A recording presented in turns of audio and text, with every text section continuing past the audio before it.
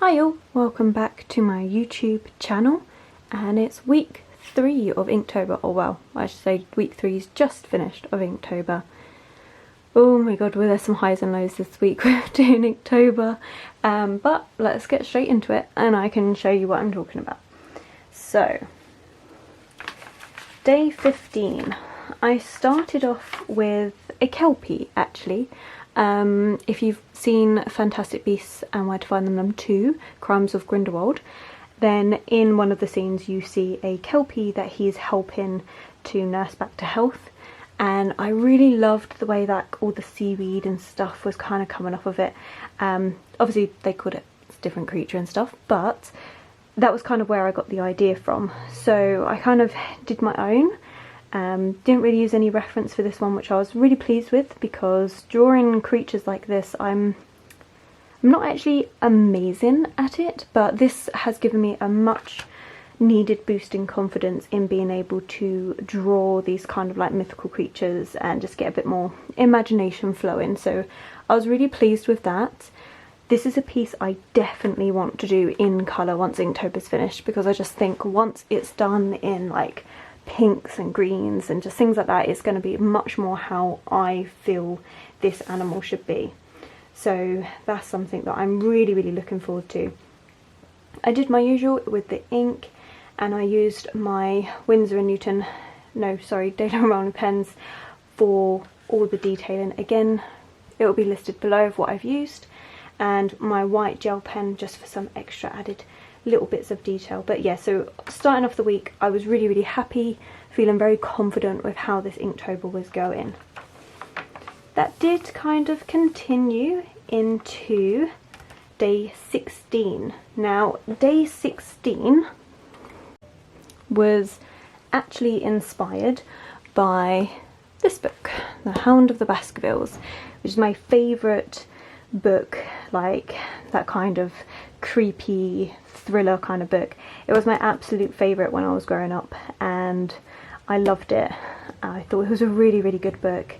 I think it's the only book I've actually read by Arthur Conan Doyle, but it was definitely an amazing one. We had to read it as part of English literature when I was back in secondary school, but I loved this book. And I remember when I was little, I was reading it in the car and my mum came along. It was quite dark out, and mum, for some reason I was waiting in the car, my mum came along and she knocked on the window of the car, and it was while I was reading a particularly scary part in this book, and I remember jumping so much. And I just kind of thought, for Halloween and trying to stick with something a bit more scary, this book definitely would work some memories of that. So I wanted to kind of do my own version of the dog that's on the front cover here. I think I did okay. I mean, it's not quite as dark as what I could have been with the shading, but I'm a little bit worried about doing that because there's been a few pieces where I've done it before that you may have seen on my other videos where I've been a bit too heavy-handed with the ink, and I just didn't want to do that, so I just thought I'm gonna actually not do that for this piece, and just try and keep it a little bit more calmer.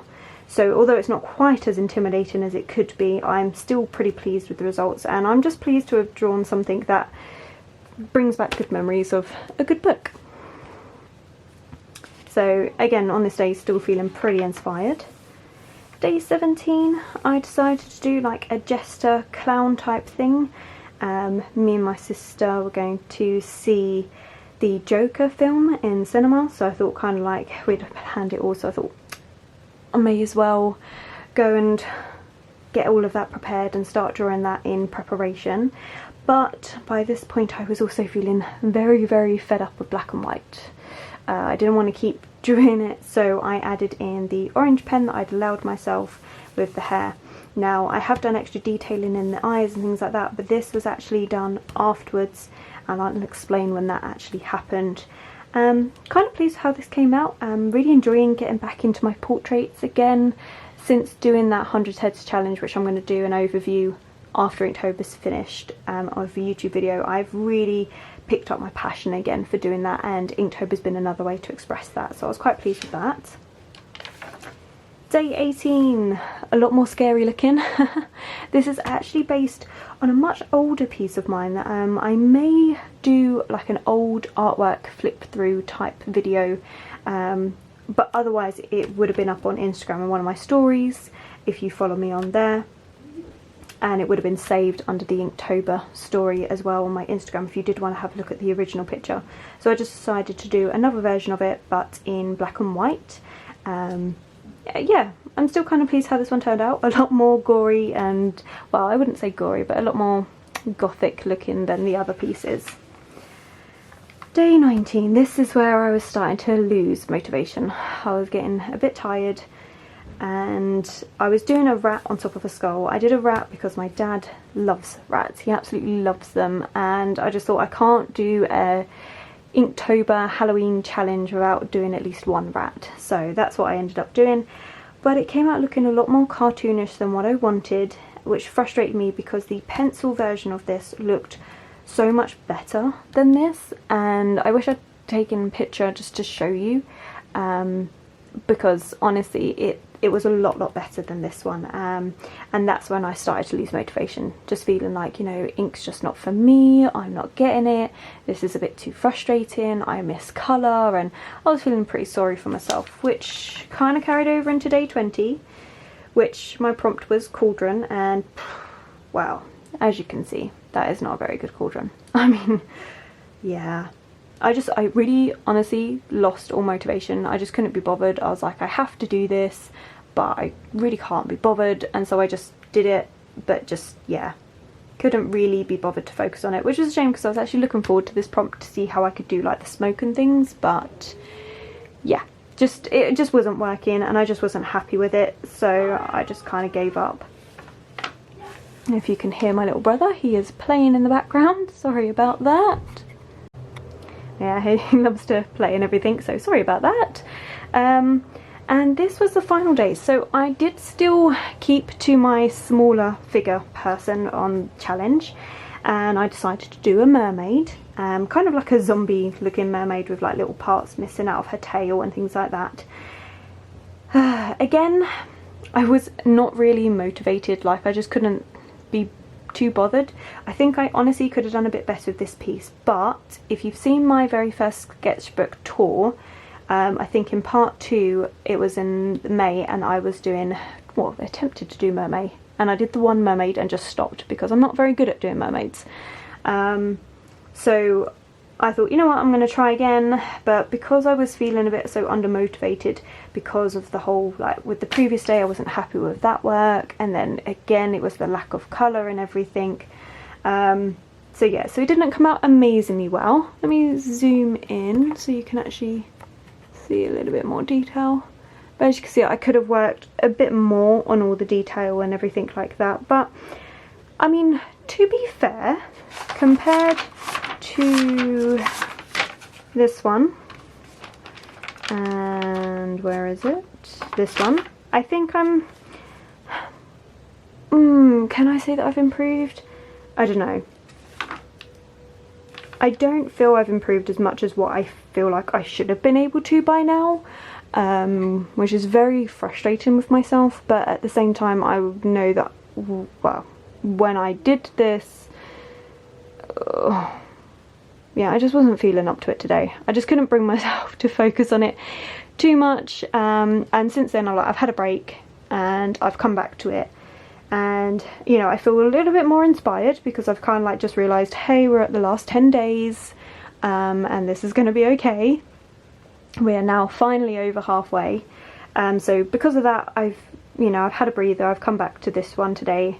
So I feel a bit better about it, but honestly I feel like I could have done better. But from when I was drawing it earlier, coming off of this, yeah, maybe not great, but still, you know what, it's one of those things. But I can definitely say that at the end of all of this, well, I can definitely say this week, probably this one was probably my happiest one because it gave me so much motivation to try harder in terms of creating things out of imagination and things like that.